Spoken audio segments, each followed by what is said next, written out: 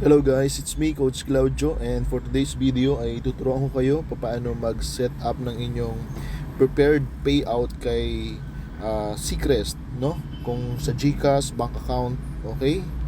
First is mag-login kayo sa inyong account kay Seacrest, no? Ayan. Login kayo. So once na naka-login, so magda-direct kayo dito sa inyong account sa inyong dashboard. Okay, and click nyo lang itong tatlong lines na yan, and then click nyo itong cards, no, cards. And then i-click nyo itong new card. Okay, ayan. And then may mga options po dito. Click natin tong arrow na to, and then makikita nyo dito yung BDO, BPI, GCash, GoTime, and Metrobank.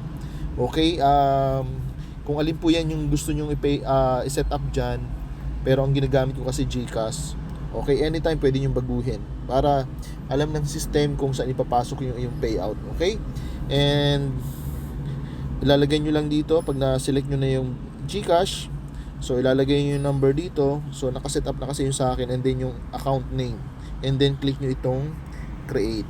That's it. And congratulations sa lahat po ng mga may payout, no? Let's go. See you all at the top. Bye-bye.